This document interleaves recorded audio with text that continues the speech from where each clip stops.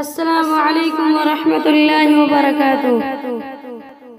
نحمده ونصلي على رسوله الكريم اما بعد اعوذ باللہ من الشیطان الرجیم بسم اللہ الرحمن الرحیم۔ للرجال نصیب مما ترک الوالدان والاقربون وللنساء نصيب مما ترك الوالدان والأقربون مما قل منه أو كثر نصيبا مفروضا. وقال النبي صلى الله عليه وسلم تعلموا الفرائض وعلموها الناس. صدق الله ورسوله النبي الكريم. قابل قدر سامعین و سامعات، میرے دینی بھائی اور بہنوں، آج کی اس مبارک مجلس میں میری تقریر کا عنوان عورت اور حق وراثت ہے۔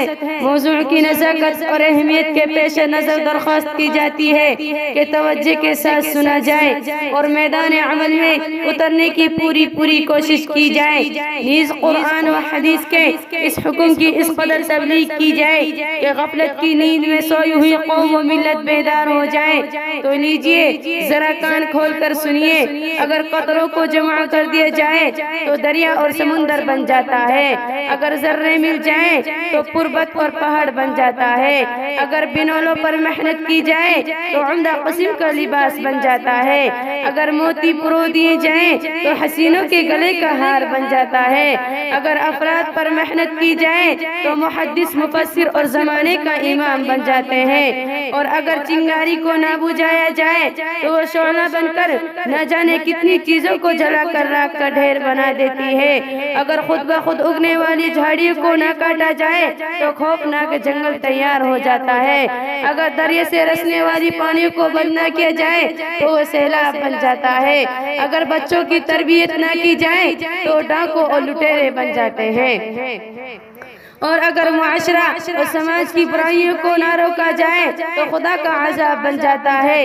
چنانچہ آج ہمارے سماج میں جہاں بے شمار برائیاں ہیں، ان میں سے ایک بہت خطرناک برائی عورتوں کو وراثت کے حق سے محروم کرنا بھی ہے۔ مذہب اسلام نے دنیا میں انسانوں کے حقوق کی جس قدر رعایت کی ہے، اس کی مثال پیش نہیں کی جا سکتی۔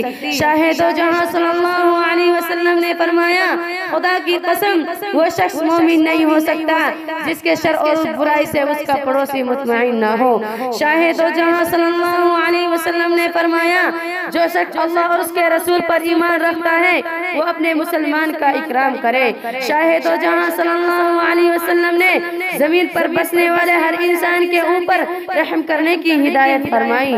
شاہ دو جہاں صلی اللہ علیہ وسلم نے فرمایا، اس شخص کا ایمان نہیں جس میں امانت داری نہیں۔ شاہ دو جہاں صلی اللہ علیہ وسلم نے دوسروں کے ساتھ عدل و انصاف کا حکم دیا۔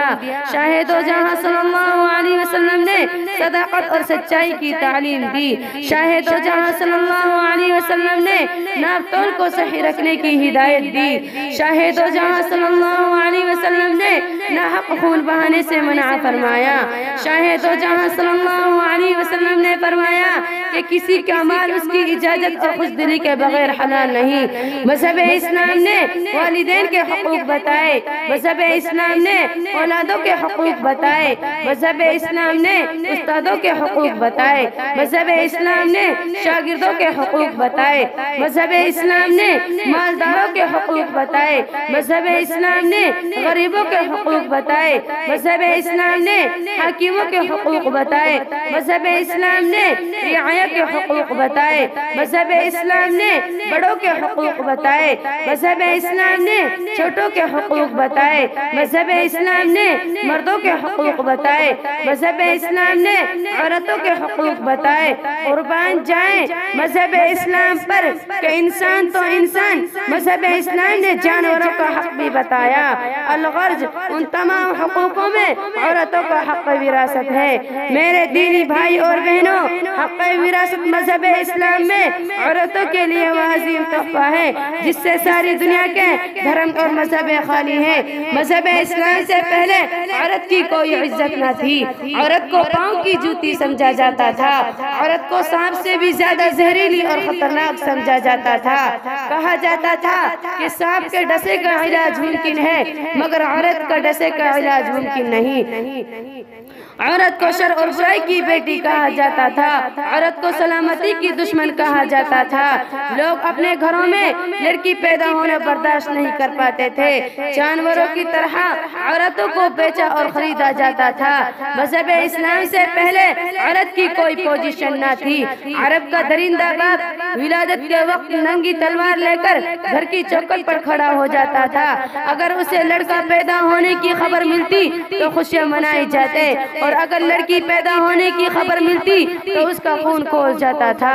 شرم و حیا کے تمام پردوں کو چاک کر کے عورتوں کے پاس جاتا اور اپنی اس معصوم بچی کو کہ جس نے ابھی دنیا میں نئی نئی آنکھ کھولی ہے، جس نے ابھی کوئی جرم نہیں کیا ہے، جس نے ابھی تک اپنی ماں کی گود اور چھاتی سے لگ کر دودھ تک نہیں پیا، عرب کا درندہ باپ اسے ہاتھ میں لیتا اور اپنی ننگی تلوار سے دو ٹکڑا کر دیتا تھا۔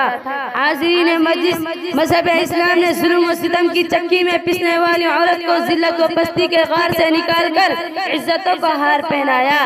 فرمایا سرکار دو جہاں صلی اللہ علیہ وسلم نے الدنیا کلها متاع وخیر متاع الدنیا المرأة الصالحہ کہ ساری دنیا نفع کی چیز ہے اور دنیا میں سب سے بہتر نفع کی چیز نیک عورت ہے۔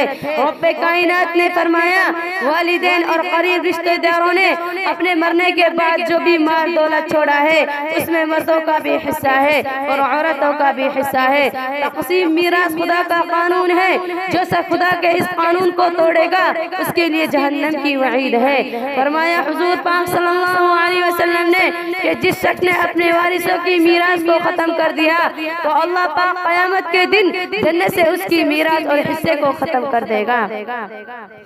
میری پیاری ماں اور بہنوں، مذہب اسلام ہم سب کو یہ تعلیم دیتا ہے جب کسی کا انتقال ہو جائے تو سب سے پہلے اس کے مال دولت میں سے کفن دفن کا انتظام کیا جائے، اس کے بعد اگر اس کے ذمہ کسی کا قرض ہے تو اس کو ادا کیا جائے، یہاں تک کہ اگر بیوی کا مہر باقی ہے تو اس کو بھی ادا کیا جائے، اس کے بعد مرنے والے کی جائز وصیت کو پورا کیا جائے۔ ان تینوں حقوق کو ادا کرنے کے بعد اگر مال بچ جاتا ہے تو اس کو قرآن و حدیث کے فیصلے کے مطابق وارثوں کے درمیان تقسیم کر دیا جائے، اسی کا نام حق وراثت ہے۔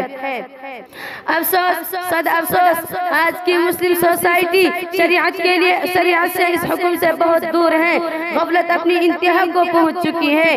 کتنے مسلمان ہیں کہ وارث کے فرائض کو جانتے ہی نہیں، جبکہ پروردگار عالم نے قرآن مقدس کے اندر سورۃ النساء میں تفصیل کے ساتھ اس مسئلے کو بیان فرمایا ہے۔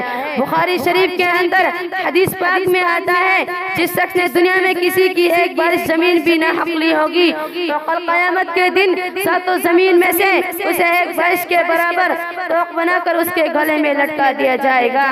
میری پیاری ماں اور بہنوں، ہم سب کو چاہیے کہ دنیا میں حق والوں کا حق ادا کر کے اپنے معاملہ کو صاف کر لے، جو کہ آخرت کا معاملہ بڑا سخت ہے، وہاں دوسروں کا حق ادا کرنے کے لیے ہمارے پاس کوئی مال دولت نہ ہوگا۔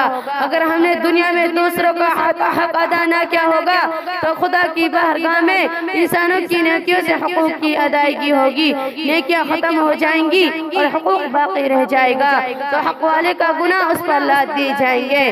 دعا کیجئے کہ اللہ پاک ہم سب کو دوسرے کا حق ادا کرنے کی اور حق وراثت ادا کرنے کی توفیق عطا فرمائے، آمین ثم آمین، وآخر دعوانا الحمدللہ رب العالمین۔